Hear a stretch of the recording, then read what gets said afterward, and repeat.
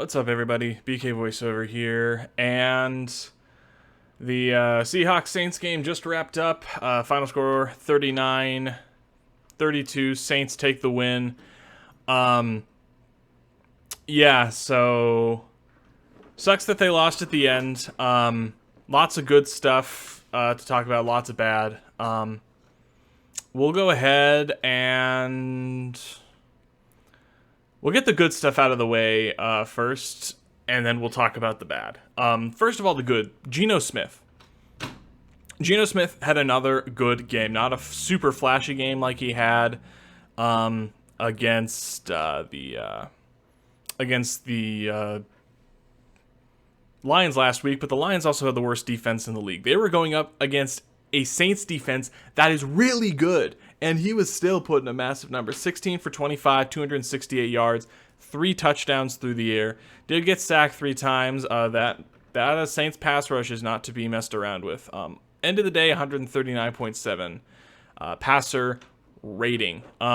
So yeah, Geno Smith and the offense had a great day. They ended up putting up 32 points. 32 points on a really good Saints defense. So that gives me a lot of hope, a lot of good vibes moving forward with the Shane Waldron offense. There were a couple of really weird calls here and there, but honestly, I thought that Waldron called a pretty good game for the most part, of course. And we'll get down the line with a couple of the other guys, but yeah. Aside from that, other winners, Kenneth Walker, Rashad Penny was having a good game. Unfortunately, he suffered what seems to be a pretty bad ankle injury. So hopefully it's nothing too serious and that he'll be able to come back soon. But honestly, the way he was hobbling off after he got injured and had to basically crawl off the field, I'm not feeling too good about his chances of coming back anytime soon. However, rookie Kenneth Walker stepped in and had a rough go at it to start, but he exploded. He showed that amazing ability that got him to be a second-round pick. 8 carries, 88 yards. One of those carries was massive. Ran all over the Saints defense and got his first NFL touchdown for the rookie. Averaged 11 yards a carry on the day. Great job by Kenneth Walker. This is why the dude was a second-round pick. He shows that burst. He shows that twitch and that agility. So really happy Kenneth Walker had a good day on the ground. You'll see Dixon on the rushing stats, and it's not for a good reason. So we'll get into him soon enough. So other good things. Yes, DK Metcalf he dropped a touchdown pass. That obviously sucks. He had that catch. His elbow was obviously down. The refs stupidly, blatantly, definitely had money on this game against the Seahawks, and they called a fumble on DK Metcalf, which Saints went down and scored a touchdown. And then Chris Olave has the exact same thing that was called a fumble when DK did it, and they called it a touchdown, which makes absolutely no sense to me. If you're going to be consistent, at least stupid call. Either way, aside from a couple of bad misses and that drop touchdown, he had a decent day. 5 catches, 88 yards, and he had a really good touchdown. Tyler Lockett also had another 100-yard day, 200-yard plus 2 touchdown day. He was great today. Fant also had a couple of really sweet first down catches. Disley got some action as well. Every now and again had a bad drop, though. DJ Dallas even had a pass. Nobody else was really that big in the passing game, but the guys that did get active in the passing game did pretty well. So passing game went really well. I'm completely ignoring this DK Metcalf fumble that should not have been a fumble. Even the friggin' refs, when Chris Olave did the exact same thing, like a few plays later in the end zone, they didn't call that a fumble, so I'm not considering that a DK Metcalf fumble, no matter what the stat sheet says. Tariq Woolen also had an amazing day. He didn't force a fumble. He recovered the fumble that was forced by, it was either Kobe Bryant or I gotta see who actually forced the fumble. I don't know if it says on here, but oh well. Anyways, it was either Ryan Neal or Kobe Bryant that forced the fumble, but Tariq Woolen was able to recover that. Huge recovery by him. Tariq Woolen also his third interception in 3 games, a huge day for him. He had a couple of rough breakdowns in coverage, but honestly, he's doing way more than I could have ever asked for his rookie season. So he's definitely on the right side.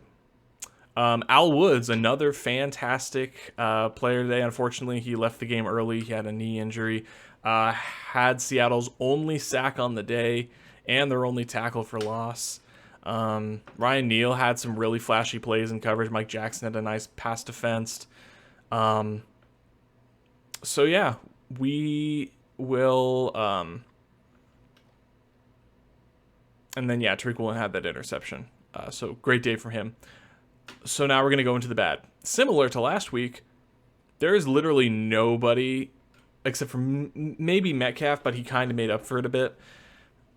Really, I can't point to anybody on, even D. Eskridge, who had no catches on one target. He was a key blocker in that long Kenneth Walker touchdown. So even though he didn't show up on the stat sheet, D. Eskridge still made his presence known in a couple of good ways.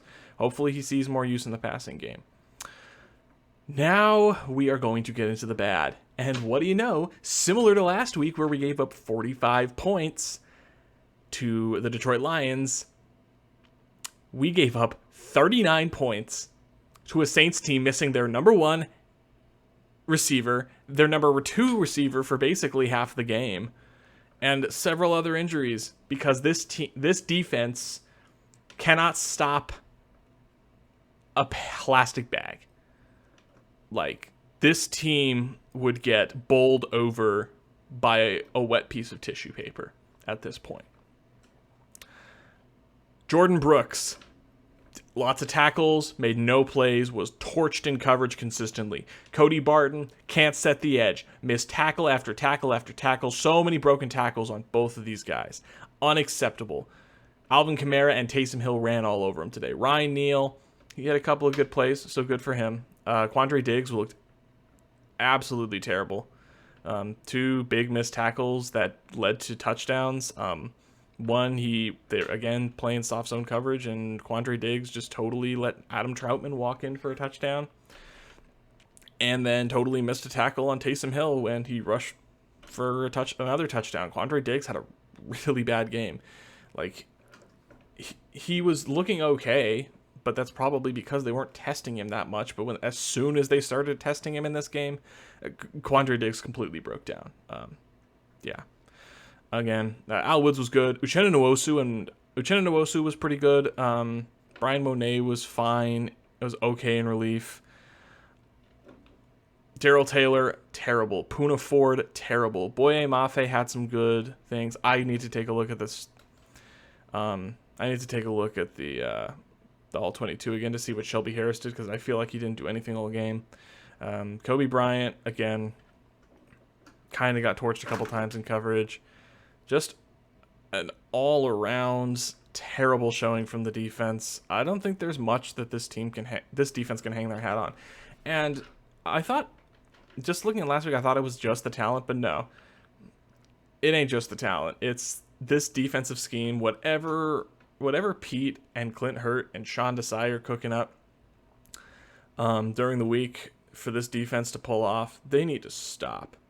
They have to sit down and do some serious soul searching, because it's been 5 straight weeks of terrible defensive performances, and you can't keep having this. It's just like we thought that the Lions are oh, they gave up a bunch of points, but yeah, this Lions offense is really good. That Lions offense got shut out today by the Patriots. A Patriots team that isn't good. That is not good by any stretch of the imagination. They got shut out. And this defense let them put 45 points up on them. I cannot defend this defense anymore. And I can't defend this defensive coaching staff at all. In 95% of games, when your offense scores 32 points, you should win the damn game. Like last year, scoring 32 points per game would put you in the elite status of NFL offenses. But no, that's not what we saw here today. Because no matter how good this offense is, this defense continues to sell. And we can't keep doing this. We can't keep doing this week after week after week. So, anyways, next week, and I get it. Going on the road to play the Saints, like in New Orleans, not an easy place to play at all. So, really hoping that they figure their stuff out and are able to bring the defense has got to bring their A game next week. They do go home to play the Cardinals on Sunday, so hopefully having a division matchup will give them a good opportunity to get right. But at this point, if the defense puts up another game like this next week, I don't think there's any coach on this defensive coaching staff that should have a job after this season. Like, it seems to me that Shane Waldron's doing all the work. Like, all the work. And Pete is just playing the same stupid soft zone cover 3 bullshit that hasn't worked in 5 years and has been exposed time and time again. So, yes, they need some more talent on the defense. That's absolutely true. But this ain't just on the personnel. This is absolutely on the coaching staff as well. So, anyways, next Sunday they come back home to play the Cardinals. So hopefully they put up a better game, and that's really all I got to talk about right now. Seahawks dropped to 2-3. So with that being said, we'll go ahead and stop the video here. Thanks again for watching. If you guys still are, be sure to give the video a like and comment down below what you guys thought of the Seahawks performance this week. Of course, be sure to subscribe if you want to see more regular season content from me, as well as hitting the bell icon to be notified whenever I post. So once again, thank you guys so much for watching, and as always, go Hawks.